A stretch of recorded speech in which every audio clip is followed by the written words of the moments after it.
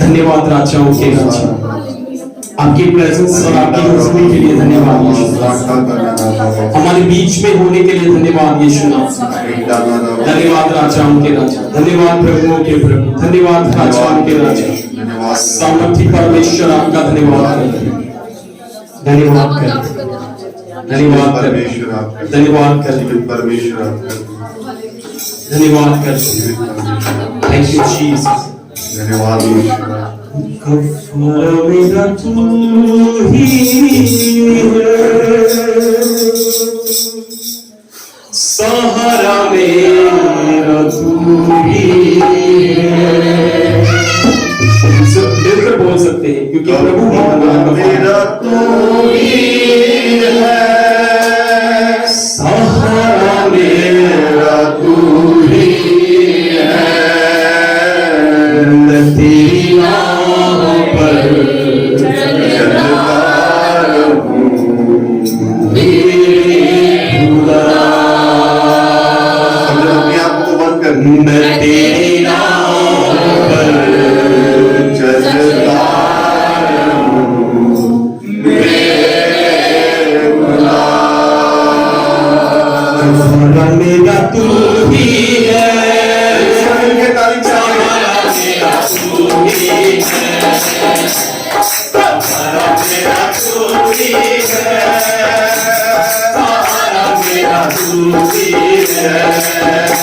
मैं तेरी राहों पर चलता रहूं मेरे खुदा। मैं तेरी राहों पर चलता रहूं मेरे खुदा,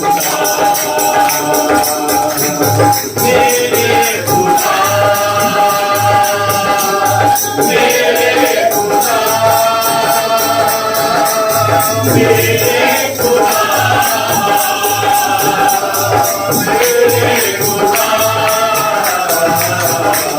सहारा मेरा तू ही है, सहारा मेरा तू ही है, सहारा मेरा तू ही है, सहारा मेरा तू ही है।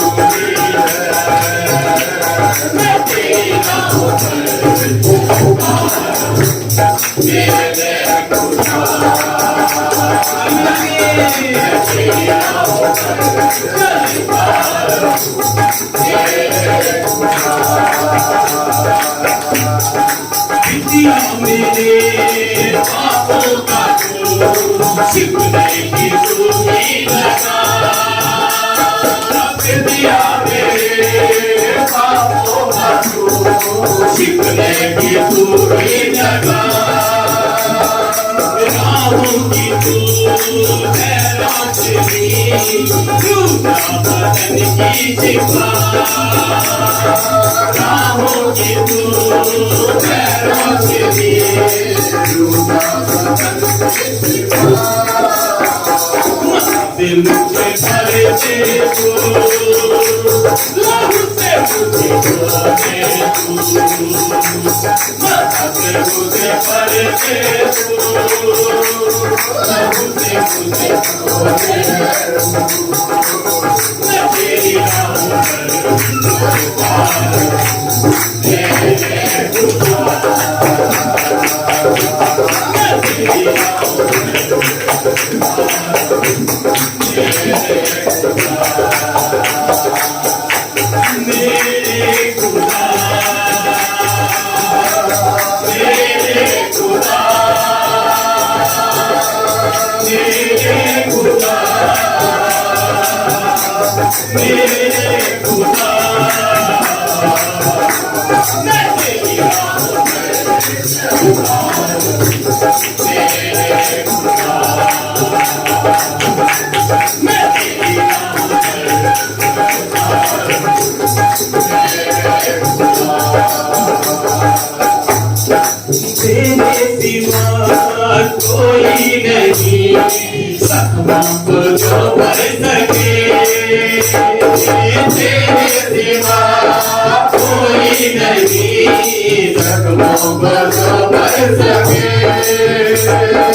अपने परमों में तू छिपाता हूँ, मिले ले मुझे। अपने परमों में तू छिपाता हूँ, मिले ले मुझे। तसल्ली तेरी बातों में, यीशु के सीधे बातों में। तसल्ली तेरी बातों में, यीशु के सीधे बातों में।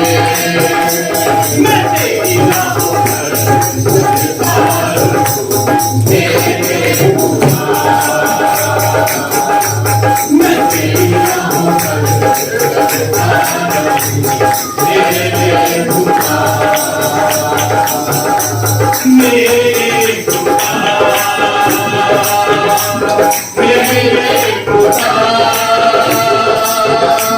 मेरे खुदा।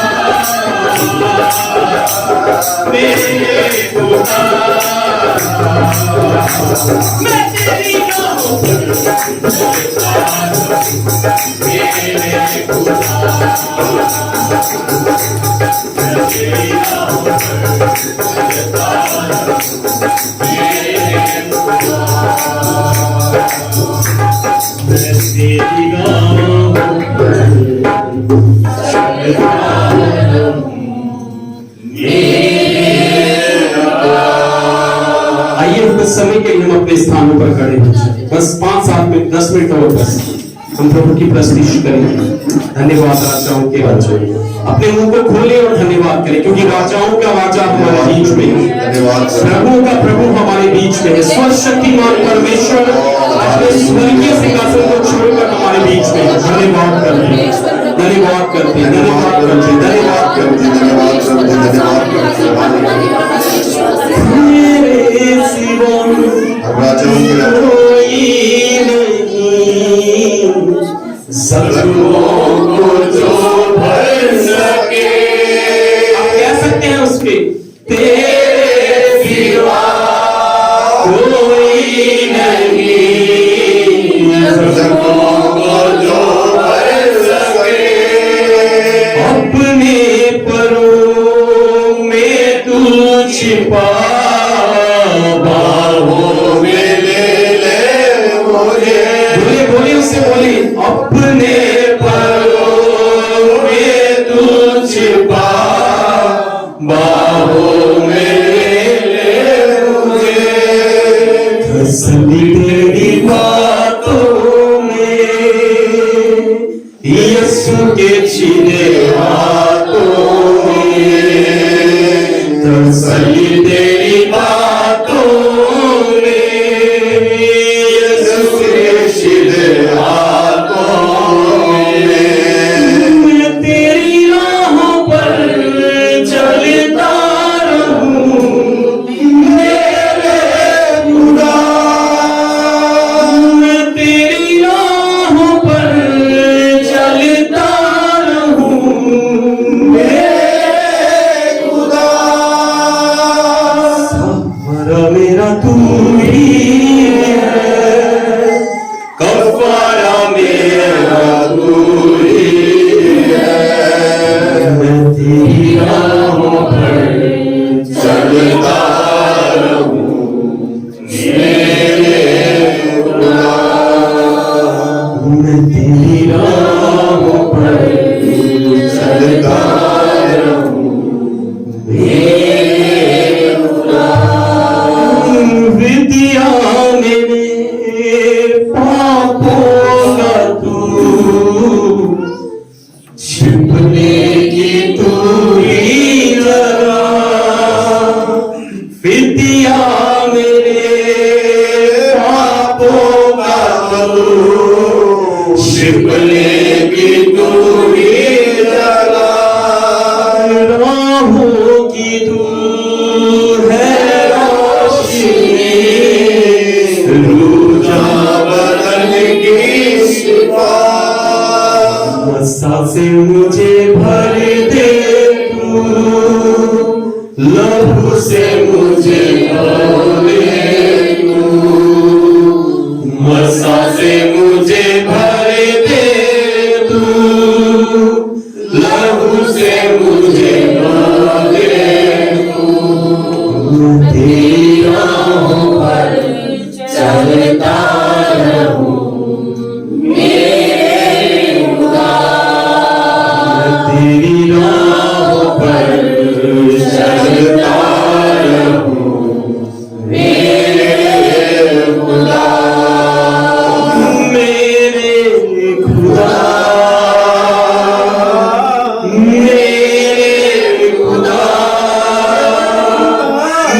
मेरे खुदा,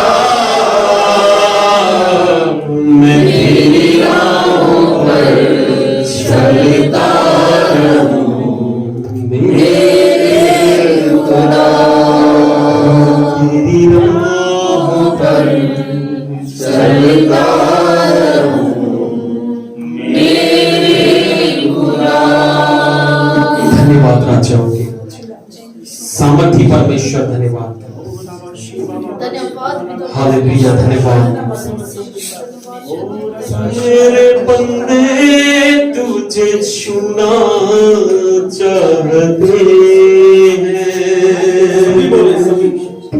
तेरे बंदे तुझे छूना चाहते हैं, वो तेरे बच्चे तुझे छूना चाहते हैं,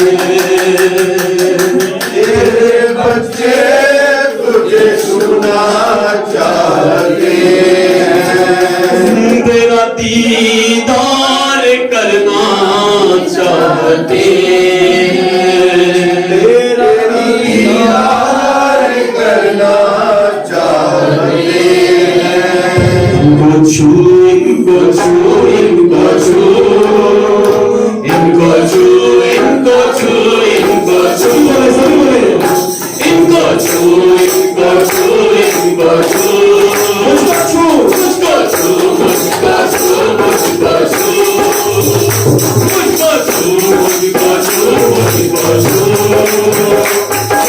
छू, मुझको छू, मुझको छू, मुझको छू, तेरे बच्चे तुझे छूना चाहते हैं, तेरे बच्चे तुझे छूना चाहते हैं, तेरा दीदार करना चाहते हैं, तेरा दीदार करना चाहते हैं, मुझको छू, मुझको छू, मुझको छू, मुझको छू, मुझको छू, मुझको छू,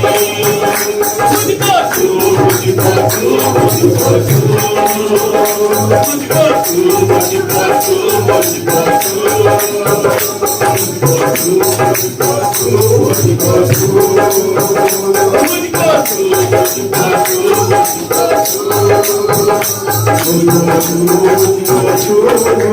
मुझको वो तेरे बंदे तुझे छूना चाहते,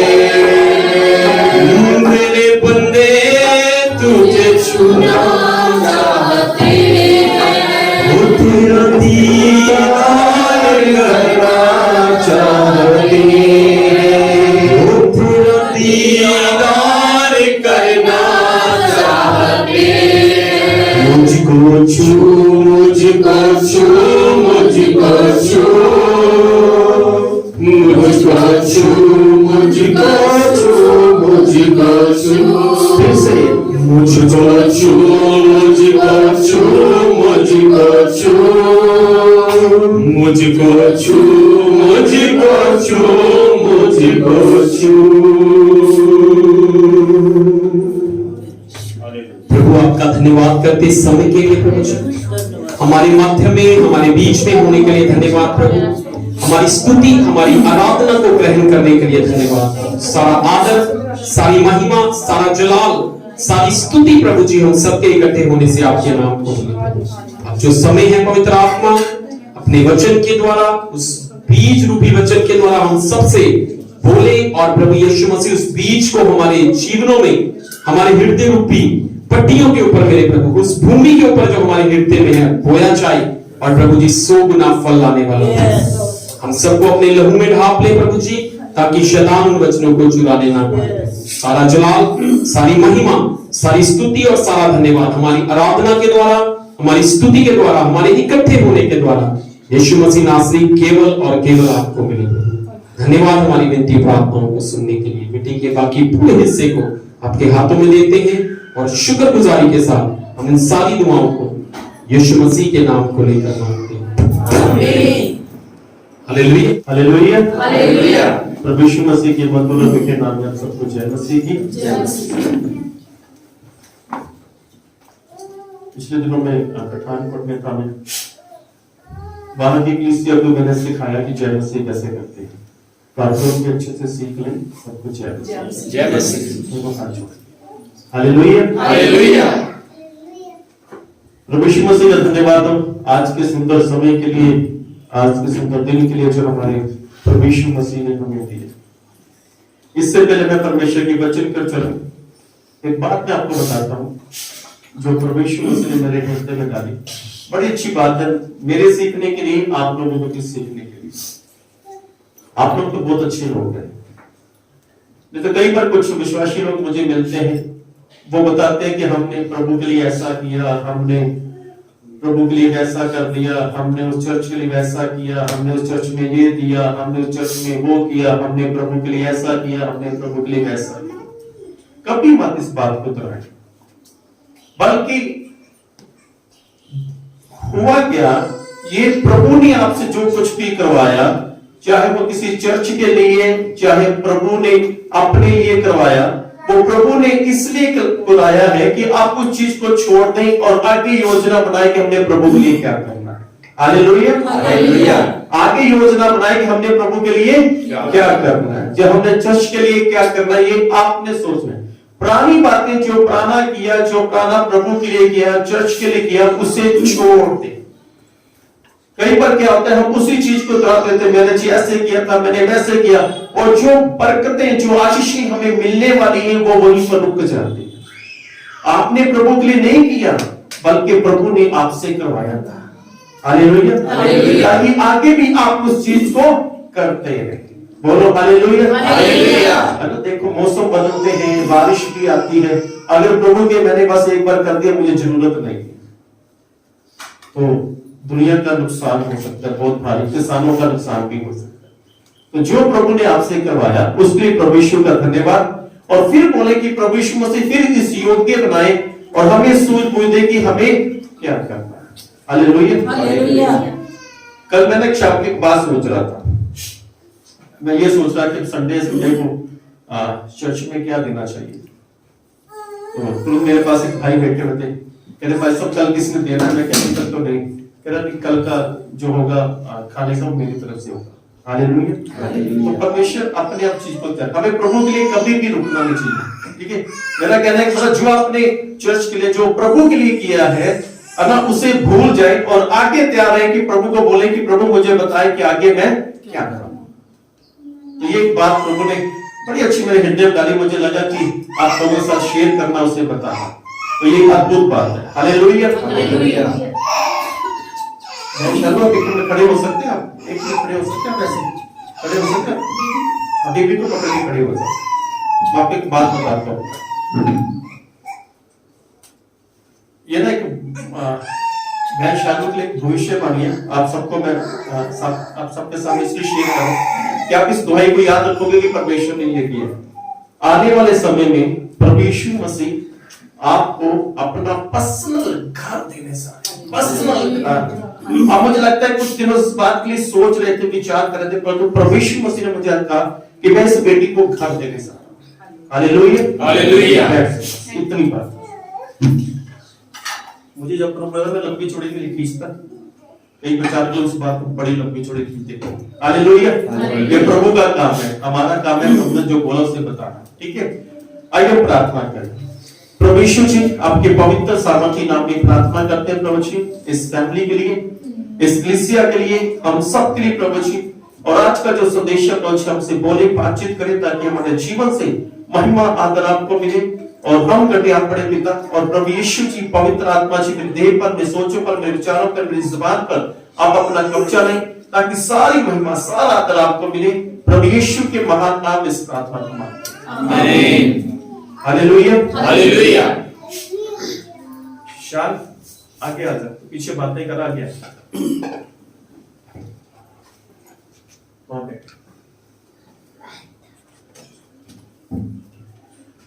अब बाइबल में से देखेंगे पहला यूहन्ना 2 अध्याय उसकी 9 और 10 साइड।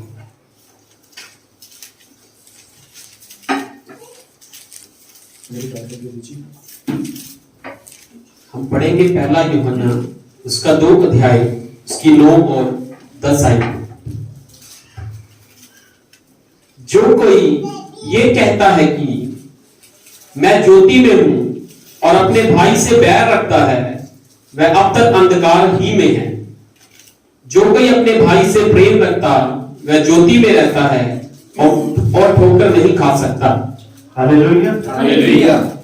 जो कोई इस संसार में बहुत सी चर्चिस है, तमाम चर्चिस है, और चर्च के अंदर विश्वासी लोग पाए जाते हैं, पासवान भी लोग हैं। बाइबल बताती है कि जो कोई ये कहता है कि मैं ज्योति में हूं, बाइबल में यूहन्ना की अंजील 8 अध्याय उसकी 12 आयत में प्रभु यीशु मसीह ने कहा जगत की ज्योति है।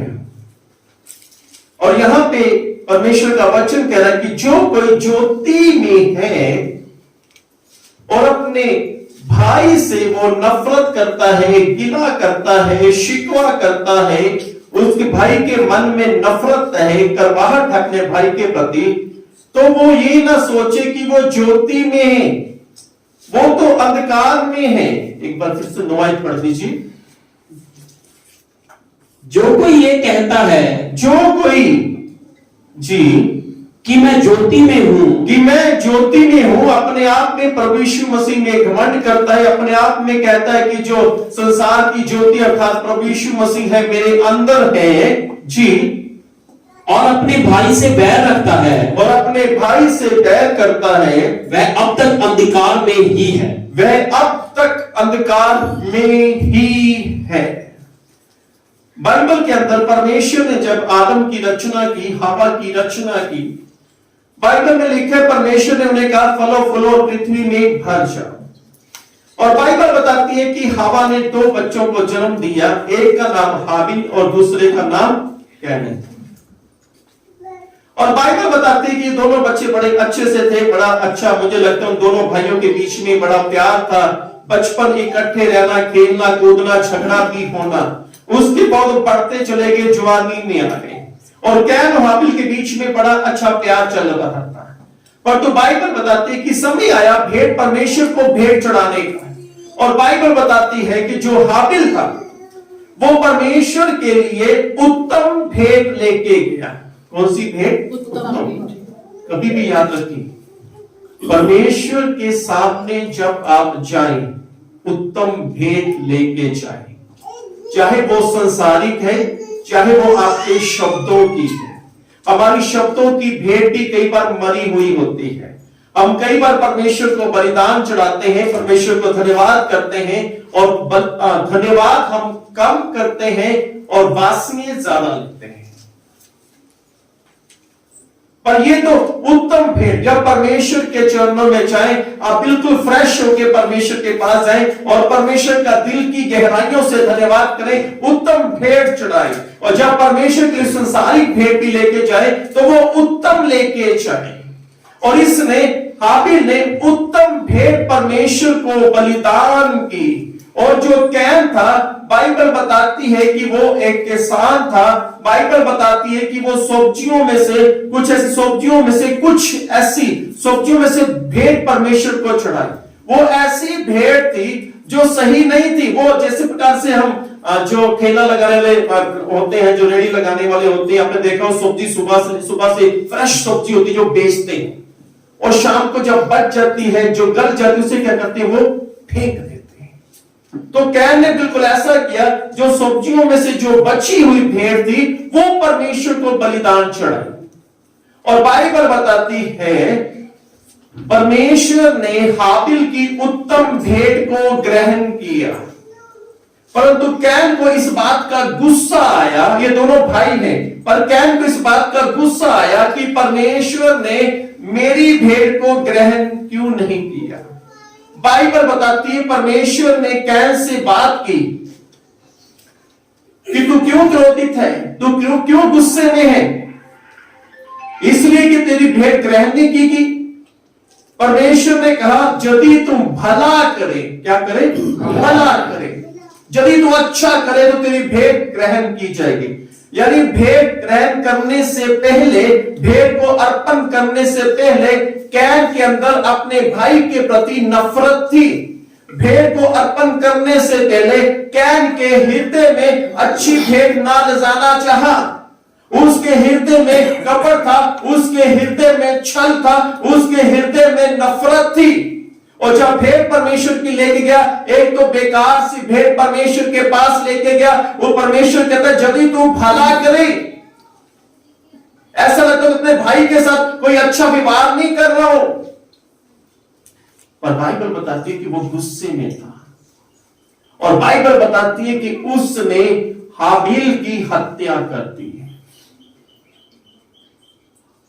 बाइबल के अंदर ये पहली हत्या है, बाइबल के अंदर ये पहली हत्या है कि भाई ने अपने भाई की हत्या की। और बाइबल के अंदर जो आदम था उसकी ये संतान थी। आदम के जो पहला आदम जिसे परमेश्वर रचा था, उसी के दोनों बच्चे थे, और उन दोनों भाइयों के बीच में, और उस कैन ने अपने भाई की हत्या की। बाइबल में लिखा है यदि तू कहता है कि मैं ज्योति में हूं। ये दोनों बच्चे परमेश्वर को जानते थे। कैन भी परमेश्वर को जानता था, हाबिल भी परमेश्वर को जानता था। तभी तो परमेश्वर ने कैन से बात की कि तू क्यों क्रोधित है, तू क्यों गुस्से में है, तेरा मुंह क्यों उतरा, चेहरा क्यों उतरा हुआ है, यदि तू भला करे। यानी परमेश्वर इससे, ऐसे व्यक्ति से बात करे। परमेश्वर चाहता है कि वो अच्छा करे, परमेश्वर चाहता है कि वो परमेश्वर की बातों के अनुसार चले। परमेश्वर चाहता है कि मेरी बात को समझे कि यदि तू भला करे, यानी मन को फिराए। उसने मन को नहीं फिराया, पर तो अपने अंदर अपने भाई के प्रति करवाहट रखी कि परमेश्वर इसके बलिदान को ग्रहण किया, मेरे बलिदान को ग्रहण नहीं किया। अरे तू बलिदान कैसा लेके जा रहा है। कई स्थानों में तो ऐसा होता है, आप लोग तो बहुत अच्छे हैं, कई स्थानों में ऐसा, चर्च में अगर कुछ किसी के घर में चमत्कार होता है, वो बाजार में अच्छी मिठाई नहीं लेके जाती। जो लुधियाना शहर में सबसे दुकान में घटिया मिठाई मिलती है, वो चर्च में लेके जाते क्यों? क्योंकि लोग ज्यादा हैं, पैसे ज्यादा लगेंगे, और ब्लेसिंग मांगते हैं बड़ी और अच्छी। और पहले सोच ही बुरी। वो छोटी दुकान में चलते हैं, वहां पे जाते हैं, वहां पे मिठाई सस्ती है, और वह कुछ ही बस वो खाएंगे, पैसे हमारे बच जाएंगे। और परमेश्वर बाइबल बताते हैं उत्तम भेद को ग्रहण करता है। बोलो हालेलुया। और तो इन भाइयों के बीच में झगड़ा नहीं हुआ, बल्कि कैन ने हाबिल को मारा, ये लिखा हुआ। और बाइबल बताती है उसके बाद से क्या हुआ कैन का। कैन अपने माता पिता को छोड़ा, उसके घर को छोड़ा, और उसे भागना पड़ा। जिसे बोलते बेगोड़ा हो गया, क्या बोलते भगोड़ा हो गया, और परमेश्वर की उपस्थिति से भाग गया। और उस वतन की वाटिका से भी बाहर निकाला गया। उस जिस स्थान में रहता, जिस घर में उसे बाहर निकाल, भागना पड़ा उसे, क्योंकि उसने हत्या की। ये पहली हत्या थी बाइबल के अंदर। और बाइबल में लिखा है यदि तू तेरे अंदर, तू कहता है कि मैं ज्योति में चल रहा हूं, और तेरे मन में भाई के प्रति नफरत है, करवाहट है, तो तू ज्योति में नहीं अंधकार में है। इसका अर्थ यह है, परमेश्वर ने कैन से बात की, यानी आप अगर अंधकार में चल रहे हैं, यीशु मसीह को जानते हैं, फिर भी अंधकार में हैं, परमेश्वर तब भी आपसे बात करेगा। और तो याद रखिए आप अंधकार में हैं। कैन अंधकार में था, परमेश्वर ने उससे बात तो की। परमेश्वर ने इसलिए बात की कि वो भला करे, वो अच्छा करे, वो मन फिराए। परमेश्वर तब बात करेगा कि आप मन को फिराए। मेरी एक मीटिंग थी काफी साल पहले दिल्ली में, तो वहां पे मैं प्रचार कर रहा था। प्रचार करते करते एक बहन अपनी कुर्सी से उठी और वो चिल्ला चिल्ला कर रोने लगी, बहुत जोर जोर से रोने लगी। मैंने अपने प्रचार को कुछ समय के लिए रोक दिया, और सब लोग उनकी ओर देख रहे थे, पता नहीं मैंने आंखें बंद की हुई थी। वो 10-15 मिनट तक वो बहन रोती रही। उसे पता नहीं क्या प्रचार में कौन सी बात उसको, उसके दिल में कौन सा परमेश्वर का वचन उसके दिल में लगा, और वो रोई, बिलख कर रोई 15-20 मिनट। मैं मैंने प्रचार को रोक दिया, शांत रहा। उसके बाद वो चुप हो गई, मैंने फिर से प्रचार करना शुरू किया। प्रचार खत्म किया, वो बहन मेरे पास आई, करीब पास्टर लक्ष्मण जी जब आप प्रचार कर रहे थे, प्रभु का वचन मुझे बार बार स्पष्ट करा था कि तूने यहाँ पे गलती किया, तूने पाप किया। करीब मुझे अपने पाप का रियलाइज हुआ, पश्चाताप हुआ और मैं रोने लग पड़ा। और मैंने ये देखा कि चर्च में कितने लोग हैं या कौन कौन से लोग हैं, चाहे मेरे रिश्तेदार, मैं रोई। करीब उस रोने में मैंने धीमी आवाज में एक अपने लिए प्रार्थना की, अपने पापों के लिए। करीब मैं शादीशुदा थी, मेरा रिश्ता किसी और मेरा जो संबंध था मेरे देवर के साथ था, क्योंकि मेरा पति घर में नहीं आता था और बड़े लंबे समय के बाद आता था, तो मेरा जो रिश्ता था मेरे देवर के साथ था। करीब मैंने पश्चाताप किया, परमेश्वर से माफी मांगी, मेरे कोई संतान भी नहीं है। और जब उसने पश्चाताप किया, उसके बाद उस बहन, मेरा दिल्ली जाना, उस बहन के साथ मेरी मुलाकात हुई, तो परमेश्वर ने उसे बड़ी प्यारी सी बेटी दी। उसकी बंद कोख जो उसके पाप के कारण थी, परमेश्वर से खोल दी, और आज उनके पास 3 बच्चे हैं। हालेलुया, हालेलुया, हालेलुया, हालेलुया। कैन के पाप ने उसके घर को छुड़ा दिया। कैन के पाप ने परमेश्वर की हजूरी से छुड़ा दिया। कैन के पाप ने उसके जीवन में बंधन, उसकी जीवन में भागना भागना भागना भागना लिखा गया।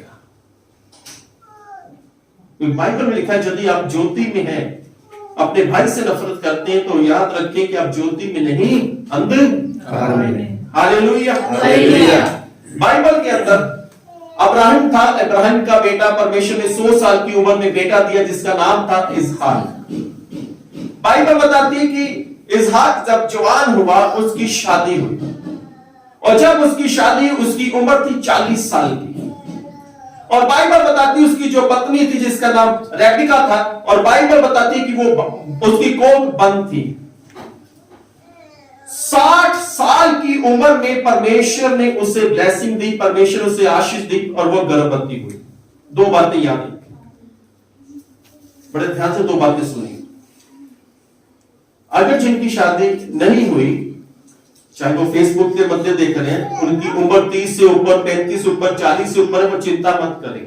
अगर आप परमेश्वर पर भरोसा रखते हैं, परमेश्वर की नजरों में हमारी उम्र कोई महत्वपूर्ण नहीं है। वो चाहे 40 साल की उम्र में हमारी शादी कराए, चाहे 50 साल की उम्र में हमारी शादी कराए। Hallelujah, hallelujah. चेन्नई में एक पास्टर है, एक भविष्य वक्ता, उन्हें भविष्य वक्ता के नाम में जाने जाते हैं, उनका नाम है ब्रदर हिस्किया फ्रांसिस। उनकी शादी 50 साल की उम्र से अधिक उम्र की वजह की शादी हुई। परमेश्वर की नजरों में यह महत्वपूर्ण नहीं है कि आपकी उम्र निकल रही है। आपकी उम्र आपके माता पिता की नजरों में निकल रही होगी, आपकी उम्र आपकी पड़ोसियों की नजरों में निकल रही होगी, आपकी उम्र आपके अपने में निकल के मेरी उम्र निकल रही है, मेरी शादी नहीं हो रही, पर परमेश्वर की नजरों में अभी वो समय नहीं आया। हालेलुया, जिससे परमेश्वर आपकी शादी करे। दूसरी बात, कई बार लगता है कि हमारी जो शादी हो जाती है, पति पत्नी हम बन जाते हैं, 1 साल बीत जाता है, 2 साल बीत जाते हैं, उनकी कोई संतान नहीं होती।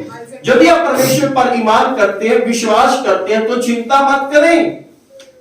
फिर चाहे 20 साल हो जाए, 15 साल हो जाए, चाहे 25 साल हो जाए, चाहे 30 साल हो जाए, आपके पास संतान की चिंता मत करें, क्योंकि परमेश्वर की नजरों में यह महत्वपूर्ण नहीं है कि शादी के बाद ही बच्चे होने हैं।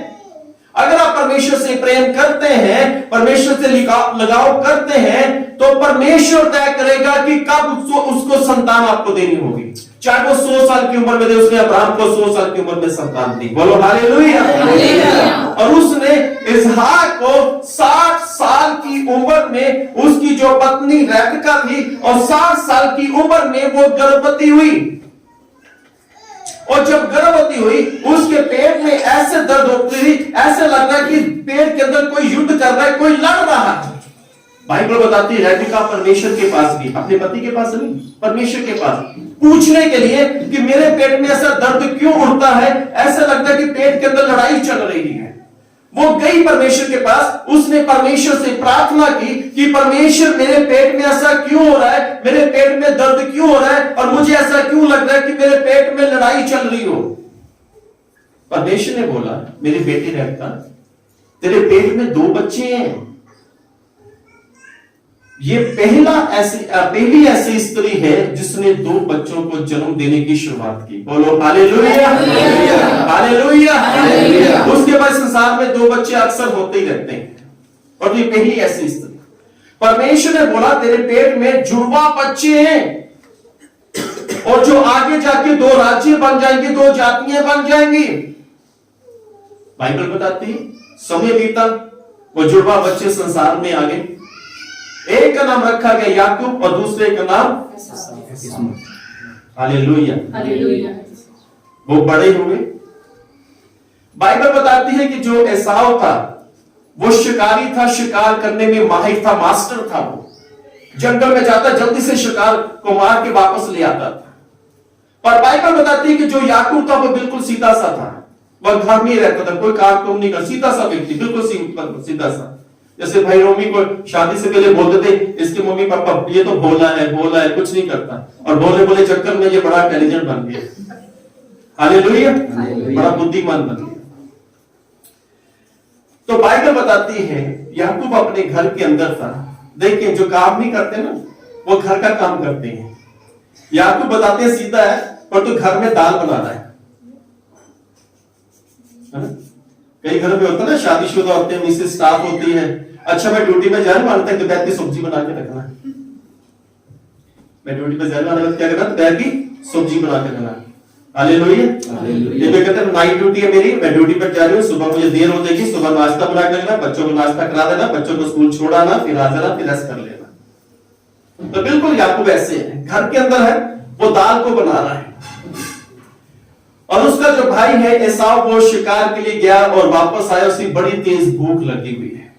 उसने देखा कि मेरा भाई दाल बना रहा है, वो अपने भाई के पास क्या कहने लगा कि मुझे थोड़ी सी दाल तो दे दे। कह रहा कि मैं क्यों दूं, ये तो मैं अपने लिए बना रहा हूं और बड़ी अच्छी बना रहा हूं। एसाव को भूख लगी थी, उसे खुशबू आई, बड़े अच्छे मसाले डाले हुए हैं। यार थोड़ी भाई मेरे याकूब थोड़ी सी दे दे ना, मैं क्यों दूं, मुझे भूख लगी, थोड़ी सी दे दे। कह रहा हाँ दे दे, तो पर एक शर्त है, तू मेरा बड़ा भाई है, अपने बड़े भाई का अधिकार मुझे दे दे, फिर मैं तुझे दाल दे दूंगा। उसने बोला, एसाव ने मन में, हाँ मुझे भूख लगी, मुझे बड़े अधिकार से क्या लेना देना। उसने बोला यार तू दाल दे, मैं अपना अधिकार तुझे देता हूं। पर ऐसे नहीं दिया, उसने शपथ खाई, कसम खाई। याकूब ने बोला कसम खा, शर्त कर मेरे साथ, तब मैं तुझे दाल दूंगा। उसने शपथ खाई, कसम खाई एसाव ने कि मैं अपने जो मेरा बड़ा अधिकार है बड़े भाई का, वो अपने बड़े भाई का अधिकार मैं याकूब को दे देता हूं। जैसी कसम खाई, याकूब ने उसे दाल दी, गर्मा गर्म। वो दाल का नाम बताओ, किसको पता है? हालेलुया। ये पहली दाल है जो बाइबल के अंदर बनाई गई मसर की, और आज हर घर में बनती है। हालेलुया। मैं जब प्रभु यीशु मसीह को नहीं जानता तो मैं मूंगी मसर के दाल नहीं खाता था। एक बार मुझे याद है कि मेरी मम्मी डर के पहले तो बनाती नहीं थी। एक दिन मेरी मम्मी ने ये दाल बनाई, मैंने पूछा, मैं कमरे के अंदर था, मैंने पूछा नहीं था, मम्मी मेरे लिए सब्जी दाल और रोटी लेके, मैंने पूछा कि ये काय की दाल है। मम्मी ने कहा मसर की। मैंने वो कटोरी ऐसे घुमा के मम्मी के मुंह पर मारी कि मैं मसर की दाल नहीं खाता, जब पता है तो क्यों बना। चलो उसके बाद उसके बाद प्रभु यीशु मसीह ने चर्च में जाना शुरू किया। उसके बाद सन 2000 में मैं बाइबल कॉलेज में बेंगलोर में चला गया, वहां पे 4 महीने रहा, और 4 महीने मुझे दाल भी खानी पड़ी, वो भी मसर की। प्रभु कहता खा बेटा, और इतनी अच्छी लगने लग पड़ी मुझे। हमारे पास स्टील का ग्लास होता था, मैं प्लेट में भी दाल डलवाता था, उससे बोलता भाई इस ग्लास में भी डाल दे। मैं ज्यादातर मसर की दाल वहां पे खा लगा। अब मैं खुद अपनी पत्नी को बोलता हूँ यार मूंगी मसर की दाल बना। हालेलुया। परमेश्वर हमें बदल दे। हालेलुया। और बाइबल बताती है जब शपथ खाई गई तब याकूब ने क्या किया, याकूब ने वो दाल अपने भाई एसाव को दी, और बाइबल बताती है साथ में रोटी भी दे दी, क्योंकि उसे एक अधिकार मिल गया। अब वो बड़ा है, जो बड़ा है वो छोटा हो गया, जो छोटा है वो बड़ा हो गया। माता पिता की नजरों में नहीं, रिश्तेदारों की नजरों में नहीं, परमेश्वर की नजरों में, क्योंकि एसाव ने कसम खा ली है। और बाइबल बताती है ये एक छल याकूब ने अपने भाई के साथ किया है, एक छल, एक धोखा किया है। और बाइबल बताती है, ये 25 अध्याय में, उत्पत्ति 25 अध्याय में पढ़ना। उसके बाद 27 अध्याय में आकर क्या होता है, वहां पर इसहाक बूढ़ा हो जाता है, उसकी आंखें धुंधली हो जाती हैं। बाइबल बताती है वो अपने बड़े बेटे को बोलता है, एसाव को, मेरे बड़े बेटे एसाव, पर परमेश्वर की नजरों में मैं छोटा हो चुका है। परमेश्वर उसने, उसके पिता ने कहा, या इसहाक ने, कि जा जंगल में जा, मेरे लिए शिकार बना के लेके मार के बना अच्छा सा, मैं उसे खाऊं, मैं तुझे आशीर्वाद दूं। इस बात का रेबेका को पता चल गया कि मेरा पति बड़े बेटे को आशीर्वाद देना चाहता है, पर जो रेबेका थी वो अपने छोटे बेटे याकूब से प्रेम करते थे। पर बाइबल बताती है कि याकूब धोखे से अपने पिता के पास गया, और जो एसाव का उसके पूरे शरीर में बाल थे, उसके बाजुओं के बालों से भरा हुआ था, और वहां पे याकूब ने धोखा किया। उसकी मां ने क्या किया, बकरी की खाल ली, अपने बेटे के बाजुओं पर बेर दिया, और वो चला गया पिता के पास आशीर्वाद लेने के लिए। पिता की आंखें धुंधली थी। उसने कहा, तेरी आवाज तो याकूब जैसी है, पर आज मैं तुझे टटोल लूं, तुझे ढूंढ लूं कि तू याकूब है कि एसाव है। और पिता के पास जब याकूब जाता है, उसके बाजुओं को छूता है, देखता है कि ये बाल, इसका शरीर तो एसाव जैसे, तो एसाव ही हो सकता है। बाइबल बताती है कि उसने वो शिकार खाया जो याकूब लेके आया था, पर तो जो एसाव था वो तो जंगल में गया हुआ है। पर तो बाइबल बताती है इसहाक ने खाना खाया और उसे आशीर्वाद दिया, और आशीर्वाद लेके तुरंत कमरे से बाहर निकल गया याकूब। जब एसाव आया, बड़ा खुश हुआ, कहा, पिताजी ये लो, मैंने शिकार बनाया है, मैंने अच्छा बनाया, मुझे आशीर्वाद दो। पिता ने कहा, जो पहले था वो कौन था? तुरंत एसाव ने जान लिया वो धोखेबाज। उसका नाम ठीक रखा गया याकूब, धोखेबाज। उसने धोखा किया है। उसने एक बार भी मेरे साथ 2 बार धोखा किया है। उसने दाल के समय भी मेरे साथ धोखा किया, एसाव ने ऐसे बोला, और अब फिर दूसरी बार भी धोखा किया है। एसाव गुस्से से भर गया। अब वो चाहता था कि अपने भाई याकूब को मार देना, पर बाइबल बताती है उसकी याकूब की जो मां थी, उसने बोला कि तेरा भाई तुझे मारेगा, क्योंकि वो गुस्से में है, क्योंकि तू उसके आशीर्वाद ले आया है। अब तो अपने मामा के घर में लौट जा। ये मां की वो गलती है जो अपने बेटे को शहद बना दी, है ना, एक सलाह दी, एक बुरी सलाह दी। उसे चाहिए था अपने पिता भाई से माफी मांग लेना। पर बाइबल बताती है जब याकूब अपने मामा के घर पे चला गया, उसकी मां अपने बेटे के चेहरे को देखने के लिए तड़पती देखती रही, पर देख ना पाई, तरसती रही। मर गई पर तो अपने बेटे का चेहरा ना देखा। सिर्फ एक गलती माने से दी। अगर आपके बच्चे कोई गलती करते, उसके मुंह पर थप्पड़ मारो, समझाओ उसे, ज्यादा लाड प्यार मत करो। और ये है मां की एक गलती जो उसने याकूब से करवा दी। पर बाइबल बताती है याकूब धोखेबाज की ना गया। याकूब के नाम का अर्थ है धोखेबाज। आप बड़े ध्यान से सुनना आगे की बात। बाइबल बताती है, उत्पत्ति 28 अध्याय इसकी 14 को पढ़ना। देखें, ये धोखेबाज है, पर परमेश्वर से बात कर रहा है।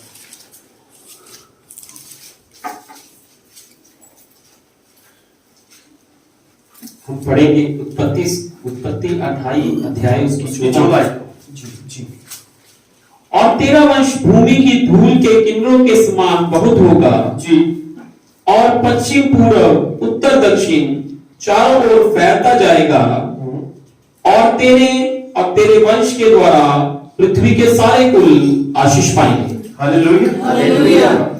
यहां पर परमेश्वर एक धोखेबाज को, एक जिसका नाम धोखेबाज है, जिसने अपने भाई के साथ धोखा किया, परमेश्वर से बात कर रहा है। परमेश्वर कह रहा है तेरा वंश चारों तरफ फैल जाएगा और तेरे द्वारा दूसरे लोग आशीष पाएंगे। इसे ऐसा कह सकते हैं हम कि ये एक भविष्यवाणी की बातें आई हैं उसके पास। Hallelujah, hallelujah. कई बार भविष्यवाणी की बातें हमारे लिए निकलती हैं, कई बार उसे पूरा होने में विलंब लगता है, कई बार जो तारीख बताई जाती है उसमें नहीं होता, उसके कहीं बाद होता है। पर तो ये क्यों, हम बाइबल के अंदर ही देखेंगे। यहां पर परमेश्वर इससे बातें कर रहा है। परमेश्वर ने बोला तेरे द्वारा दूसरे लोग आशीष पाएंगे और तेरा देश चारों दिशाओं में तेरा वंश फैल जाएगा। अब परमेश्वर ने भविष्यवाणी तो कर दी, परमेश्वर ने बोल तो दिया, अभी किया नहीं है, अभी बोला गया। बाइबल के अंदर उत्पत्ति की पुस्तक उसका 32 अध्याय उसकी 26 और 27 आयत के अंदर यहां पे ऐसा है कि परमेश्वर और याकूब की मुलाकात होती है रात के समय। परमेश्वर और याकूब की मुलाकात, और याकूब परमेश्वर के साथ लड़ रहा है। याकूब परमेश्वर के साथ लड़ रहा है, युद्ध कर रहा है। परमेश्वर इसे दिखे, इसने परमेश्वर को पकड़ लिया। परमेश्वर से कह रहा है कि मुझे आशीष दे। परमेश्वर से कह रहा है कि मुझे फलवंत कर। परमेश्वर से कह रहा है कि मुझे आशीषें दे। परमेश्वर से कह रहा है कि मुझे फलवंत कर, मुझे आशीष दे, मुझे आशीष दे, मुझे आशीर्वाद दे, मुझे आशीर्वाद दे। परमेश्वर ने बोला, बेटा भोर हो रही है, मुझे जाने दे। कह रहा ना, कह रहा जब तक आप आशीर्वाद नहीं देंगे मैं जाने नहीं दूंगा। बात को ध्यान से सुन। परमेश्वर ने इससे पूछा, तेरा नाम क्या है? तो बाइबल तो ये बताती है परमेश्वर हर एक के नाम को जानते हैं, तो क्यों पूछ रहा है? परमेश्वर पूछा तेरा नाम क्या है? परमेश्वर इसलिए पूछ रहा है क्योंकि इसके नाम का अर्थ है धोखेबाज। इसलिए परमेश्वर पूछ रहा है कि ये पश्चाताप करे। और इसने बोला, याकूब ने, परमेश्वर मेरा नाम याकूब है, मैं धोखेबाज हूं, मैंने धोखा किया अपने भाई के साथ। परमेश्वर ने बोला, आज से तेरा नाम याकूब नहीं, आज से तेरा नाम इस्राएल होगा। Hallelujah, hallelujah. आज से तेरा नाम इस्राएल होगा। जो उत्पत्ति 28 की 14 में आशीषें अभी दी नहीं है, और इस अध्याय में परमेश्वर ने 28 अध्याय में आशीष की घोषणा की, और ये 32 अध्याय में है। परमेश्वर ने इसके नाम को चेंज कर दिया, यानी इसके पापों को क्षमा कर दिया। बाइबल में लिखा है कोई भी धर्मी नहीं है। बाइबल में यह भी लिखा है, परमेश्वर कहता है मेरी मर्जी, मैं जिस पर चाहूं उस पर दया करूं, चाहे वो धर्मी हो चाहे वो अधर्मी हो। परमेश्वर की मर्जी है कि वो जिस पर चाहे उसी पर दया करे। पर इसे अभी कोई ब्लेसिंग नहीं मिली, अभी इसका नाम चेंज हुआ है। बाइबल बताती है उत्पत्ति की पुस्तक 33 अध्याय उसकी 4 और 5 आयत के अंदर, यदि 33 अध्याय को हम शुरू से पढ़ना शुरू करते हैं, 1 से 5 तक का मिलेगा। मैं आपको ऐसे समझा देता हूं यहां पे क्या हुआ है। यहां पर याकूब के पास एक संदेश आता है कि जिस मार्ग से तू जा रहा है उसी मार्ग से तेरा भाई भी आ रहा है। ऐसा याकूब डर गया। क्यों? क्योंकि इसने अपने भाई के साथ धोखा किया था ना। दाल के मामले में धोखा, आशीर्वाद के मामले में धोखा, और भाई के सामने से ये भाग गया अपने मामा के घर में, अपने मामा के घर पे चला गया। पर आज ऐसा है कि एक मार्ग में दोनों भाई आ रहे हैं। इस याकूब के पास संदेश पहुंचा कि तेरा भाई, जो बड़ा भाई जो एसाव है, वो रास्ते में आ रहा है। इसके तो डर बैठ गया, अब रास्ते में मिलेंगे वो मेरे को मार देगा, क्योंकि वो शिकारी है, उसे हथियार चलाने आते हैं। मैं तो सीधा से, मुझे कोई भी हथियार चलाना नहीं आता। एसाव को तलवार चलानी आती है, एसाव को तीर कमान चलाना आता है, एसाव दूर से शिकार कर लेता है, और तुम वो मुझे देखेगा, मुझे मार देगा। वो डरा हुआ था, रात का समय था। परमेश्वर से बोला, डर मत, अपने भाई से मुलाकात कर। Hallelujah, hallelujah. डर मत, अपने भाई से मुलाकात करना। और जब पता चला कि बिल्कुल हम अब एसाव से मिलने वाले हैं, इसने अच्छी मेमनों को, भेड़ों को, बकरियों को इकट्ठा किया और आगे कर दिया, अपने झुंड के आगे कर दिया। उधर से एसाव आया, इधर से याकूब ने एसाव को देखा, एसाव ने याकूब को देखा। पता है बाइबल क्या कहती है? और ये दोनों इकट्ठे हुए। बाइबल बताती है इन दोनों ने आपस में जफ्फी डाली। बाइबल बताती है कि दोनों रो पड़े। Hallelujah, hallelujah. दोनों रो पड़े। बाइबल बताती है यदि तुम ज्योति में हो, तेरे मन में भाई के प्रति नफरत है, कड़वाहट है, तो तू अंधकार में है। याकूब के अंदर, याकूब ने तब तक अपने भाई से क्षमा नहीं मांगी जब तक उसका नाम बदला नहीं गया। और जब उसका नाम बदल गया, यानी परमेश्वर ने उसे बदल दिया, फिर उसे एहसास हुआ कि मुझे अपने भाई से क्षमा मांगनी चाहिए। बाइबल बताती दोनों भाई, पढ़ दीजिए उत्पत्ति 33 की 4 में पढ़े। तब एसाव उससे भेंट करने को दौड़ा जी, और उसको हृदय से लगाकर गले से लिपट कर चूमा जी। फिर दोनों रो पड़े। हालेलुया। हालेलुया। दोनों रो पड़े, बड़ा भी रो पड़ा, छोटा याकूब भी रो पड़ा, दोनों रो पड़े,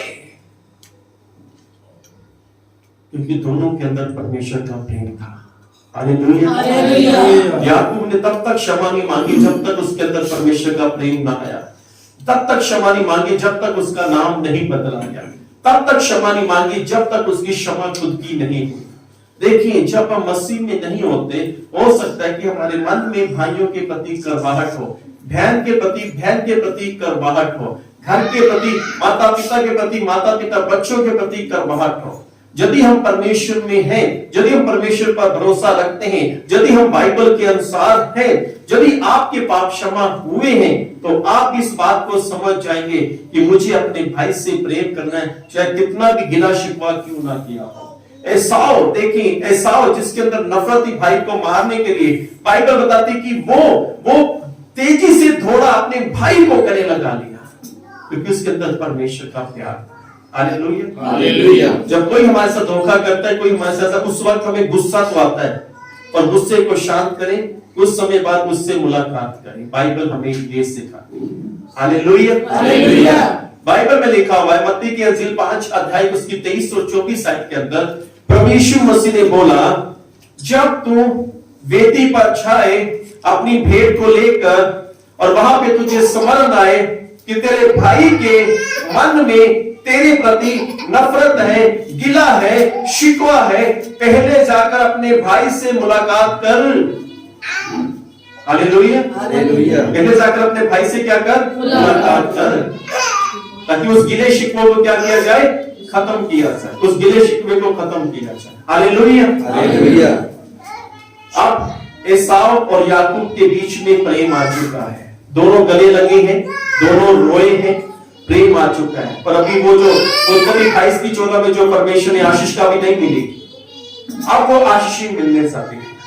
बाइबल बताती है, उत्पत्ति की पुस्तक 33 अध्याय उसकी 9, 10, 11 आयत के अंदर, यदि 10 और 11 में हम देखते हैं, परमेश्वर फिर से इससे कहता है कि आज से तेरा नाम इज़राइल होगा, और परमेश्वर ने आगे लिख दिया, अब तू फले फूलेगा। जी पढ़े, 10 पढ़ दीजिए। 35 अध्याय उसकी 10। और परमेश्वर ने उससे कहा, अब तक तो तेरा नाम याकूब रहा है, पर आगे को तेरा नाम याकूब ना रहेगा, तू इज़राइल कहलाएगा।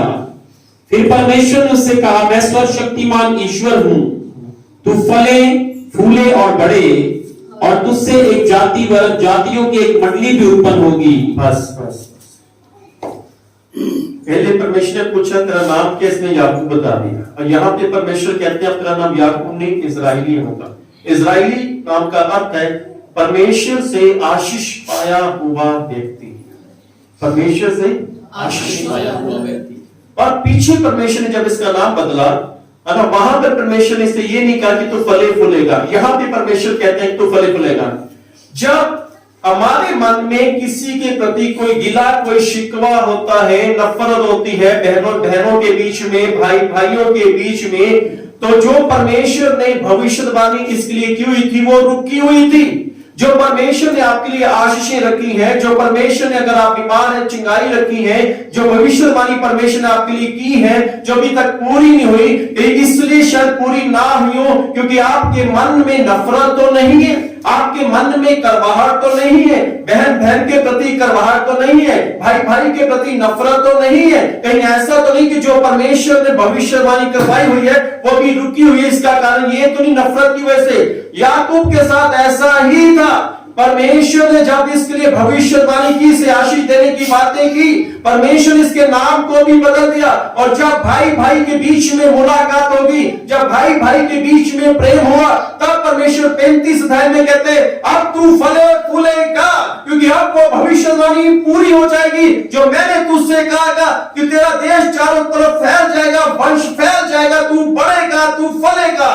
अब वो पूरा हुआ है। हालेलुया। हालेलुया। हमारी छोटी सी गलती हमारे लिए बड़ी आशीष को रोक देती है, और यहाँ पे बिल्कुल ऐसा ही है। तो जब इसने अपने भाई से मुलाकात की, याकूब और एसाव के बीच में प्रेम उभर पड़ा, रोए, बाइबल में लिखा है कि ये रोए, तो परमेश्वर ने इसके बंद रास्तों को याकूब के खोल दिया। परमेश्वर ने इसके लिए उत्तम आशीषों को बहाल कर दिया और परमेश्वर ने याकूब को बढ़ाया और बहुत बढ़ाया और बहुत बढ़ाता चला गया परमेश्वर। हालेलुया। ये बाइबल में लिखा, यदि तू ज्योति में है, तेरे भाई के मन में, तो अपने तेरे मन में भाई के प्रति नफरत है, करवाहट है, तो याद रख तू ज्योति में नहीं है, अंधकार में चल रहा है। यानी कहीं ना कहीं अंधकार छुपा हुआ। देखें, ये लाइट चल रही है, आपको लग रहा है सब जगह लाइट पड़ रही है? ध्यान से देखिए, सब जगह पड़ रही है? बड़े ध्यान से देखिए, सब जगह पड़ रही है? नहीं, बड़े ध्यान से देखेंगे तो कहीं कहीं नहीं पड़ रही। जहां पे कुर्सी का पैर है वहां पे अंधेरा है थोड़ा सा। ये सोफा है, सोफे के पीछे बिल्कुल नीचे अंधेरा है, मुझे दिख रहा है यहाँ पे अंधेरा है। आपके जीवन में ऐसा तो नहीं कहीं ना कहीं अंधेरा छुपा हो? मेरी बात समझ रहे? लाइट कितनी बड़ी है, सब लाइटें जल रही, कोई भी ऐसी लाइट में ना जल रही, पर फिर भी सोफे के पीछे वहां पे अंधेरा है। आप अपनी कुर्सी के नीचे साइड में देख सकते हैं कि वहां पे आपको अंधेरा मिलेगा, वहां पे रोशनी में थोड़ा सा अंधेरा मिलेगा। ये बॉक्स है, इसके पीछे भी अंधेरा मिलेगा, तो लाइट तो जल रही है, अंधेरा क्यों? ऐसे ही हमारे जीवन में प्रभु यीशु मसीह तो है, प्रभु यीशु को जानते भी हैं, प्रभु के प्रेम को भी, पर कहीं ना कहीं अंधेरा तो नहीं अपने भाइयों के प्रति, बहन के प्रति, घर के मुखियों के प्रति, कहीं ना कहीं अंधेरा तो नहीं है? अगर कहीं ना कहीं कोई अंधेरा है तो उसे बाहर निकाल दें, ताकि जो बातें परमेश्वर ने, जो आशीषें परमेश्वर ने आपके लिए रखी है, वो आशीषें आपको मिल जाए। हालेलुया। वो आशीषें परमेश्वर आपको प्रदान करे। मैं थोड़ा समय लेता हूं, एक व्यक्ति के बारे में और बताऊंगा, क्योंकि बाइबल में लिखा, यदि तेरे अंदर तो ज्योति में है तो अपने भाई के प्रति नफरत है। देखिए, आपके भाई ने बुरा व्यवहार किया है, जो कुछ बुरा करते हैं, कई बार कुछ भाई लोग ऐसा करते हैं, पर अपने मन में उनके प्रति कोई भी नफरत ना रखें। आप उससे मिलें, उससे बातचीत करें, जो बाइबल आपको सिखाती है आप वो करें। परमेश्वर आपको ब्लेस करेगा, आपको आशीष देगा। हालेलुया, हालेलुया, हालेलुया, हालेलुया। बाइबल के अंदर उत्पत्ति की पुस्तक 37 अध्याय में वहां पर याकूब था, याकूब के 12 बेटे थे। बाइबल बताती है कि याकूब का जो छोटा बेटा था, जिसका नाम यूसुफ था, उसने एक सपना देखा। उस सपने का वर्णन अपने भाइयों से, अपने पिता से, अपनी माता से किया। भाई लोग सपने का अर्थ बड़ी जल्दी से समझ गए। कह रहे कि अगले समय में तू हम पर प्रभुता करेगा, तू छोटा है, हम बड़े हैं, ये कैसे हो सकता है? तू हम पर प्रभुता करेगा, नथिंग, ये नहीं हो सकता। बाइबल बताती है उस 37 अध्याय के अंदर कि उसके भाई उससे जलस रखने लगे। जो ये जलस होती है ना, जब मनुष्य के मन में अपने भाई के प्रति, अपने पड़ोसी के प्रति, अपने घर के किसी के प्रति जलस होती है, जो जलस पता क्या करती है? ये धीरे धीरे बढ़ती जाती है। क्या करती है? धीरे धीरे बढ़ती जाती है। ये इतनी बढ़ती है, इतनी बढ़ती है कि ये जलस आपके लिए नफरत बन जाएगी उसके प्रति, जिसने आपके साथ ऐसा किया। ये नफरत इतनी बढ़ेगी कि आपके मन में फिर आएगा इसके बिजनेस को डाउन करना, इसे मारना, इसे कुछ ना कुछ करना। यहां तक कि लोग भटक जाते हैं, वो तांत्रिक के पास चले जाते हैं उस बंदे को मारने के लिए। जलस। खेमकरण में, अमृतसर से आगे पे खेमकरण शहर है, छोटा सा शहर है। वहां के प्रभु के दास है, वहां पे एक लड़की आई, बीमार थी, बहुत ज्यादा बीमार थी, वो चंगी हो गई। तो उस लड़की ने टेस्टिमनी दी कि मैं स्कूल में जाया करती थी और मेरी बड़ी अच्छी मेरी फ्रेंड थी, बड़ी अच्छी मेरी सहेली थी, हम दोनों, परंतु क्लास में मैं फर्स्ट आती थी। 5वीं क्लास में मैं फर्स्ट, 6ठी क्लास में, 7वीं में, 8वीं में, 9वीं में, 10वीं में, 11वीं में, 12वीं में। मेरी बहन ने, मेरी सहेली ने मुझे अपने घर पे बुलाया और मेरी सहेली अक्सर अपने माता पिता को बताती थी कि मैं फर्स्ट नहीं आई, मेरी सहेली वो फर्स्ट आई, वो फर्स्ट आई, वो फर्स्ट आई। कहने लगी कि जो मेरी सहेली की मम्मी थी उसके अंदर जलस सी आ गई कि मेरी बेटी आगे क्यों नहीं आ रही, इसकी सहेली क्यों आगे आ रही है। क्योंकि ना मेरी सहेली को पता था कि उसकी मम्मी क्या करने वाली है। फिर मुझे अपने घर पे बुलाया और वहां पे खीर बनाई, बड़ी अच्छी खीर बनाई और खीर मुझे खिलाई। इसके बाद मैं बीमार होती चली। क्लास 2 के एग्जाम थे, मैं फेल हो गई और वो फर्स्ट आ गई। उसके बाद इतनी बीमार हो गई कि मेरे शरीर में बस मरने वाली थी, और किसी ने बोला चर्च में ले जा, चर्च में लेके प्रभु ने मुझे ठीक किया। यानी उसकी सहेली की मां के अंदर यह जलस आई कि मेरी बेटी आगे क्यों नहीं आई। कई माओं के अंदर ऐसी जलस आती है कि मेरे बच्चे आगे क्यों नहीं निकल गए, वो भी तो किसी की बेटी है, वो भी तो किसी अरे की बेटी, कोई बात नहीं, वो आगे निकल गया, कोई दिक्कत नहीं। आपकी बेटी दूसरे नंबर पे, आपका बेटा दूसरे नंबर पे, तीसरे नंबर, कोई बात नहीं, फिर क्या हो गया। भविष्य तो परमेश्वर ने बनाया है। ये बिल्कुल ऐसा है कि जैसे हम परमेश्वर के भविष्य के विरुद्ध में चल रहे हैं, परमेश्वर के विरुद्ध में चल रहे हैं। ये बिल्कुल ऐसा है। किसी के भविष्य को मिटाने की यदि कोशिश कोई करता है तो वो परमेश्वर से लड़ने की बात करता है, और परमेश्वर उसे कभी नहीं छोड़ेगा। परमेश्वर ने उस लड़की को तो ठीक कर दिया होगा, और उसके घर में उस लड़की जिसकी मां ने जादू टोना किया, उसे खिला दिया कुछ मिलाकर, उसके साथ क्या हुआ होगा। मैं एक बात अक्सर कहता हूं, मुझे तो मान लो ये भाई ने मेरे ऊपर कुछ कर दिया, परमेश्वर ने मुझे ठीक कर दिया, मुझे तो मेरे परमेश्वर ने बचा लिया, पर मेरे परमेश्वर से इसे कौन बचाएगा। मेरी बात समझ रहे? मुझे तो मेरे परमेश्वर ने बचा लिया, पर इसने मेरे साथ बुरा व्यवहार किया, अब मेरे परमेश्वर से इसे कौन बचाएगा। कोई भी नहीं, कोई मनुष्य नहीं, कोई भी नहीं। बाइबल लिखा है परमेश्वर के हाथ में पड़ना बड़ी भयंकर बात है। Hallelujah, hallelujah. और वो 12 भाई थे, 12 भाई ने, यूसुफ ने सपना देखा, उसका अर्थ बताया, वो जलस करने लगे। बाइबल में लिखा कि वो जंगल में थे, वहां पे 11 भाई, उसे पता चला कि छोटा भाई यूसुफ दूर से देखा रहा है, और 11 ने एक प्लानिंग बनाई, आओ इसे आज अदमुआ करें, इसको आज मारे, इसको घायल करें, देखते हैं इसके सपने का क्या फल निकलता है। उसने छोटे भाई को पकड़ा, उसे इतना मारा, इतना मारा, इतना मारा, वो चिल्लाता होगा भैया रहने दे, भाई भाई भाई रहने दो, भाई रहने दो। वो मारते गए उसे खड्डे में डाल दिया। वो अदमुआ हो गया, बेहोश था। जानते वो छोटी उम्र थी, 16-17 साल का था। आज के 16-17 साल के बच्चे बड़े इंटेलिजेंट हैं।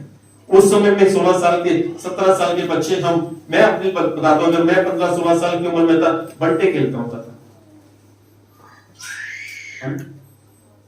और आज का ये उम्र कितनी? 70। और यार ये बच्चा आज पैसा कमाता है, बड़ा इंटेलिजेंट, बड़ा बुद्धिमान। तो हम उस समय में चलो मैं कोई पुराने नहीं यहाँ पे 16-17 साल की उम्र में कौन बर्थडे करता, लोकल में करता, शर्माना गया, सारे खेलते। तब हमारे पास इतनी समझ नहीं जितनी आज के बच्चों के पास है। एडवांस आज के बच्चे, आज के बच्चे एडवांस। वो छोटा 16-17 साल का बच्चा था, वो यूसुफ, उसे मार दिया, उसे भाई ने खड्डे में डाल दिया। तो एक भाई ने बोला, वो देखो इश्माइली लोग जा रहे, तूने से बेच दे, हमें अच्छे पैसे मिलेंगे। बाइबल बताती है उन्होंने खड्डे में से बाहर निकाला, और तब भी हो सकता है बच्चे को होश हो, यूसुफ को होश हो, चला रहा, भैया मुझे छोड़ दो, मुझे क्यों मार रहे, मैंने क्या किया। उसे पता ही नहीं है कि उसके भाई उसे क्यों मार रहे हैं, उसे थोड़ी भी नॉलेज नहीं है कि मेरे भाई मुझे क्यों मार रहे हैं। उसे बेच दिया गया। पुराने नियम में यूसुफ को 20 सिक्कों में बेच दिया गया, नए नियम में प्रभु यीशु मसीह को 30 सिक्कों के लिए बेच दिया गया, और यूसुफ को बेच दिया गया। और इश्माइली लोग उसे मिस्र में लेके एक अमीर व्यक्ति के घर में छोड़ दिया, और वो वहां पे काम करता रहा। पर बाइबल में लिखा कि परमेश्वर उसके साथ थे, और बाइबल बताती उस पर एलिगेशन लगा, उस पर दोष लगाया गया, और उसे जेल में डाल दिया गया। बाइबल बताती परमेश्वर उसके साथ थे। और बाइबल बताती उत्पत्ति की पुस्तक 41 अध्याय उसकी 38 और 39 आयत के अंदर बाइबल में ऐसा लिखा यूसुफ के बारे में कि ये बड़ा बुद्धिमान है, ये बड़ा समझदार है, ये बड़ा ज्ञानवान है। और वहां के राजा ने बोला कि हमारे देश में तेरे जैसा बुद्धिमान कोई भी नहीं है यूसुफ। जानते क्यों? पूरे चैप्टर के अंदर 37 अध्याय, 38 अध्याय, 39 अध्याय, 40 अध्याय, 41 अध्याय के अंदर यूसुफ ने कभी भी बाइबल में ऐसा कहीं नहीं लिखा कि यूसुफ ने ये प्रार्थना की, वो परमेश्वर मेरे भाइयों को मार देना, उसे कभी मत छोड़ना, उसने मुझे मारा है, उसने मुझे बेचा है। ऐसी बुरी प्रार्थना कभी भी नहीं की, क्योंकि उसके मन के अंदर अपने भाइयों के प्रति कोई भी गिला, कोई भी शिकवा नहीं है। तभी तो परमेश्वर उसके साथ था। बाइबल बताती है ना, आपने सर थोड़ा सा आगे चल के बाइबल बताती है वो बुद्धिमान था, वो मिस्र का प्रधानमंत्री बन गया, जहां पर उसके भाई पिता से रहते अनाज खत्म हो गया, अनाज लेने के लिए आए। और बाइबल बताती है, बाइबल में लिखा हुआ है यूसुफ ने अपने भाइयों को पहचान लिया।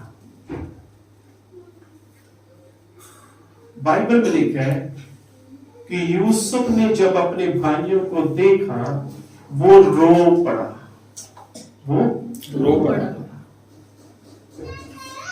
वो रोया, अपने 11 भाइयों को देखकर वो रोया, मेरे भाई मैं यूसुफ हूं।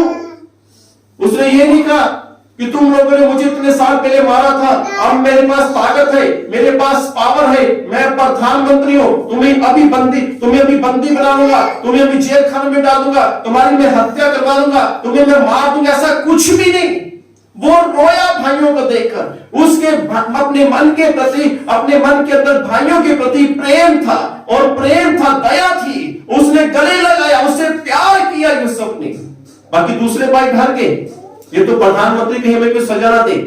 उसने कहा नहीं, तुम लोग मेरी मेज के साथ बैठोगे, मेरे साथ बैठोगे, मेरी मेज के साथ वहां पे रहोगे, मेरे साथ खाना खाया करोगे। एक आयत को पढ़ देते हैं, उत्पत्ति 50 अध्याय उसकी 19, 20 और 21 आयत को देखो। 20 और 21 देखो। यद्यपि तुम लोगों ने मेरे लिए बुराई का विचार किया था। हाँ, कह रहा है कि हाँ तुम लोगों ने मेरे साथ बुराई का विचार किया तो था, परंतु परमेश्वर ने उसी बात में भलाई का विचार किया। याद रखें, ये उनके लिए ये बात लागू होती है जो ज्योति में चल रहे हैं, जिनके अंदर भाइयों के प्रति क्या है? प्रेम है। बहनों के प्रति प्रेम है। चाहे आपकी बहन आपके साथ कुछ भी व्यवहार करे, और तो आपके अंदर परमेश्वर का प्रेम होना चाहिए। ये कह रहा, हाँ तुम लोगों ने मेरे साथ बुराई ठानी थी, परमेश्वर ने उस बुराई को भलाई में बदल दिया। ये तब होगा जब आप ज्योति में होंगे, आपके अंदर कहीं भी कोई अंधेरा नहीं होगा। जब आप ज्योति में होंगे तब आपके साथ ऐसा होगा। जी आगे। जैसा आज के दिन प्रकट है, जी आगे पढ़े। सो अब मत डरो। वो क्या अपने भाइयों को तसल्ली दे रहा है, मेरे भाइयों मत डरो, और तुम्हारे बाल बच्चों का पालन पोषण करता रहूंगा। इस प्रकार उसने उनको समझा बुझाकर शांति दी। Hallelujah, hallelujah. 12 भाइयों में छोटा यूसुफ है। यूसुफ बड़े भाइयों को तसल्ली दे रहा है, डरो मत यार, मैं प्रधानमंत्री हूं, आज से तुम्हारे बच्चों का, तुम्हारी पूरी जितनी भी तुम लोग सबका पालन पोषण मैं किया करूंगा। चमत्कार ये नहीं था कि यूसुफ मिस्र का प्रधानमंत्री बना, चमत्कार ये नहीं था कि परमेश्वर उसके साथ था। चमत्कार परमेश्वर ने ये किया कि परमेश्वर ने उसे यूसुफ को ऐसा बना दिया कि अपने भाइयों का पालन पोषण करे। यानी यदि आपके हृदय में कोई करवाहट, कोई नफरत नहीं है, चाहे आप अपने घर में छोटे भी क्यों ना हो, परमेश्वर आपको ऐसा बनाएगा कि आप बड़ों का पालन पोषण करेंगे। परमेश्वर आपको इतनी हिम्मत, इतनी ताकत देगा कि आप दूसरे लोगों की सहायता करेंगे, अपने बड़े भाइयों की भी सहायता करेंगे, अपने बड़े मुखियों की भी सहायता करेंगे। जो बड़े उनकी सहायता आप पर करेंगे, परमेश्वर आपके इस योग्य बनाएगा। हालेलुया, हालेलुया, हालेलुया, हालेलुया। परमेश्वर आपको ऐसा बनाएगा। मेरे सबसे बड़े भाई हैं सुनील भाई, हलवाई का काम करते हैं, है ना। अक्सर मैं उनको फंक्शन में खाने के लिए बुलाता रहता हूँ। क्रिसमस के दिनों में भी उन्होंने खाना बनाया था। उसके लिए आंख खराब है, तो मेरे पास आकर लक्ष्मण जैन कोई सीएमसी में बात कर रहे थे। मैं किया सीनियर बात तो मेरा कोई नहीं, यीशु मसीह बात कर दिया बस। कह रहा मैंने दिखाना है इसे। तो मैं कितने पैसे लगेंगे? उसका कुछ एक्सरा कुछ कराना था। कह रहा ये एक्सरे के तो 2500 रुपए लगेंगे। मैं कह ये 2500 तो अपना चेकअप करवा लेंगे। कह रहा नहीं मैंने नहीं लेना। मैं कह तू ले ले। कह रहा नहीं मैंने लेना। मैं कह जब मैं छोटा था तेरी काफी जेब काटी है, मैंने काफी चोरी की है, तो वो समझ ले कि पूरे हो रहे हैं। वो ना उसका बड़ा समझ लो कि लुधियाना शहर में हम उसका क्या काम था, बीसीआर का काम था। बीसीआर चलते 4 बीसीआर थे, बीसी उसकी जेब पैसों से भरी रहती है। और वो रात को पैंट उतार के वहां पे टांग के जाता था किली पर और सोने के लिए, और रात को हम उसकी पैंट जेब में काट देते थे, पैसे निकाल चोरी कर लेते थे। और परमेश्वर ने बदल दिया हमें। हालेलुया। तो मैंने उससे कहा तेरी काफी पैसे मैंने चोरी किए, समझ ली ये साल पूरा हो रहा है। फिर उसने मैंने जबरदस्ती की, और तो मैं छोटा था, बड़े भाई की हेल्प कर दी। जानते हैं क्यों? यूसुफ छोटा है, इसने बड़े भाइयों के लिए प्रॉमिस किया मैं तुम्हारा और तुम्हारे बच्चों का पालन पोषण करूंगा। जब तक मिस्र में उसके भाई, उनकी पत्नियां, उनके बच्चे, बाइबल बताती है कि वो 70 लोग थे यूसुफ के समय, उसके भाई लोग, और 70 लोगों का पालन पोषण यूसुफ करता रहा। परमेश्वर ने उसे इसलिए खड़ा किया, मिस्र का प्रधानमंत्री के लिए नहीं, बुद्धि ज्ञान इसलिए नहीं दिया कि वो मिस्र का प्रधानमंत्री, इसलिए कि अपने बड़े भाइयों का, उनकी पूरी फैमिली का पालन पोषण करे। परमेश्वर ने यूसुफ को इसलिए खड़ा किया था क्योंकि यूसुफ के मन के अंदर अपने भाइयों के प्रति कोई भी नफरत, कोई भी करवाहट नहीं थी। तभी तो बाइबल में लिखा है कि यहोवा यूसुफ के साथ था। यदि आप ज्योति में हैं, जिसने कहा जगत की ज्योति में हूं, तो वो आपके साथ रहेगा। हालेलुया, वो आपके साथ रहेगा। याकूब ने एसाव के साथ मेल मिलाप किया, याकूब को ब्लेसिंग मिलनी शुरू, जो परमेश्वर ने वादा किया। यूसुफ को परमेश्वर ने इसलिए ब्लेस किया कि अपने भाइयों का पालन पोषण कर सके। याद रखें, यदि हम ज्योति में हैं तो हमारे शरीर में कहीं ना कहीं अंधेरा नहीं होना चाहिए। यदि है तो उसे खत्म करें, उसे निकाल दिया। हालेलुया। आइए हम अपनी जगह पर खड़े हो सकते।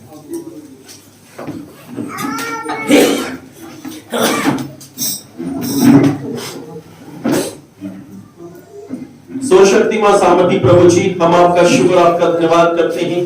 अनुग्रहकारी परमेश्वर, हम आपका शुक्र, आपका धन्यवाद करते हैं। पिता परमेश्वर जी, प्रभु यीशु मसीह के नाम में जितने जन यहाँ पर, इन सब पर अपना पवित्र हाथ रखें, और प्रभु यीशु मसीह में ज्योति में है, ज्योति में रहे, ज्योति में चले, ज्योति में बने रहे, और ज्योति में ही रहे प्रभु जी। पर इन सबको आप आशीष दे, प्रबंध करें, और प्रभु यीशु मसीह आपके नाम की महिमा सबके भी करो। प्रभु यीशु के नाम में इस प्रार्थना को मांगते हैं, आमीन। आइए प्रभु की प्रार्थना को भाग ले। ऐ हमारे पिता, आप जो स्वर्ग में हैं, आपका नाम पवित्र माना जाए, आपकी बादशाह आए, आपकी मर्जी जैसे आसमान पे भी होती है वैसे जमीन पे हो। हमारी रोज की रोटी आज बख्श दे, जिस तरह हम अपने कसूरों को माफ करते हैं, आप भी हमारे कसूर को माफ करें। हमें आजमाइश न पड़ने दें, बल्कि बुराई से बचाएं, क्योंकि बादशाह, कुदरत और जलाल हमेशा आपकी। आमीन। पिता परमेश्वर का प्रेम, प्रभु यीशु मसीह का अनुग्रह और पवित्र आत्मा की सेवा हम सबके साथ हमेशा हमेशा तक होती है। आमीन।